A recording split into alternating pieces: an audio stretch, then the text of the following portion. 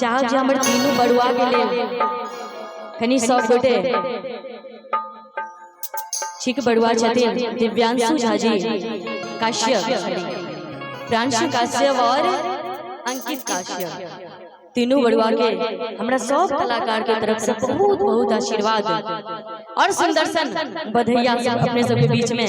अब बधैया के मतलब बुझे देवे, बधैया के मतलब बुझे देवे, कहने पड़ते कि दगड़े दगड़े बीच गुखुला नगरिया,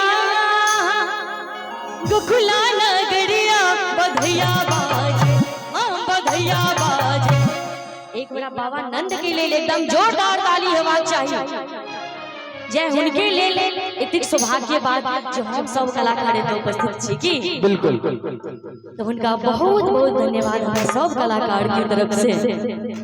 हाँ बधैया बाजे, हाँ बधैया बाजे, बाबा नंद की दुनिया बधैया बाजे, बाबा नंद की दुनिया बधैया बाजे। डगड़े डगड़े बीच गुखुला नगरिया, गुखुला नगरिया बधैया बाजे, हाँ बधैया बाजे। अब मामी मौसी कत हरा गेलखिन बड़ुआ के कत छथे कनी लाइट एगो उमरो दैते त कनी चलते उमर कम रखा पड़े छै। हां कैमरा वाला भैया भी ये काज कर के लाइट देबे कनी उमरो घुमा देबे त। हां बधैया बाजे, अहाँ सब ताली बजेबे त हम छीन लेबे जे के मामी मौसी छथिन। हां ओहे छथिन मामी, हमर प्रदीप भैया सामने होमे सल छथिन। हां बधैया बाजे, बाबा नंद की दुनिया बधैया बाजे, बाबा नंद की दुनिया बधैया बाजे।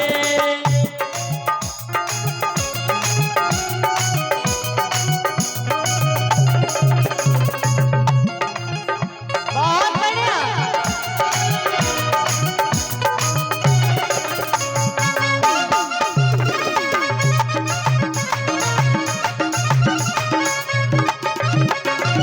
राजा जी लुटावत अनधान सुनमा, अनधान सुनामा।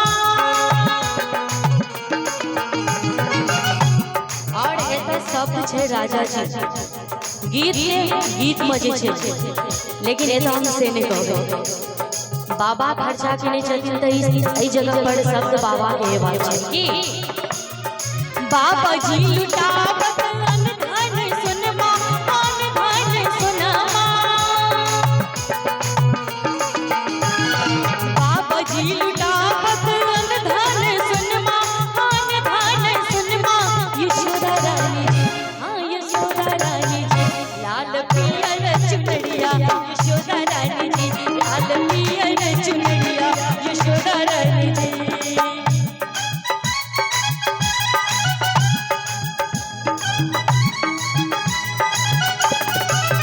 साथ सजके बोलो तू मेरी कसम, मैंने तुझको समझ लिया।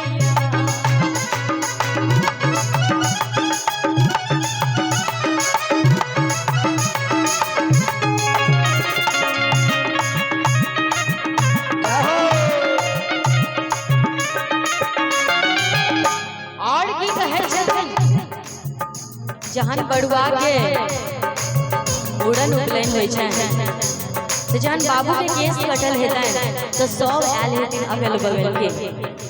और केना कहे छथिन बाबा मैया के ओ मैथिलानी सब बाबा जी लुटावत अनधान सुनमा, अनधान सुनामा। बाबा जी लुटावत अनधान सुनमा, अनधान सुनमा। यशोदा रानी जी, हाँ यशोदा रानी जी, लग जाड़ी रे कंगन माँ यशोदा रानी जी, लग जाड़ी रे कंगन माँ यशोदा रानी जी।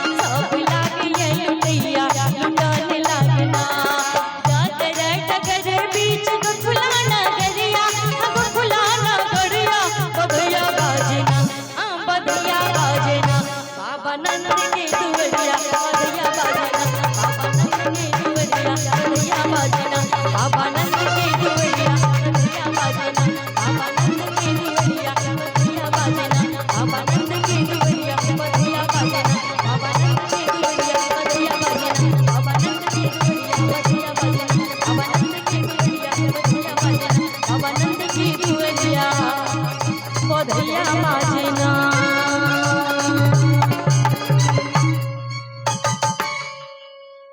और हमर जे म्यूजिशियन छथिन नाल पर दल्लू भैया हुनकर छोटका बौआ छथिन जे मतलब पहिलू के दिन बजा रहल छथिन। चाहब जी बच्चा के लेल कनी मीट मीट ताली बजा दियो जेना हिनकर पप्पा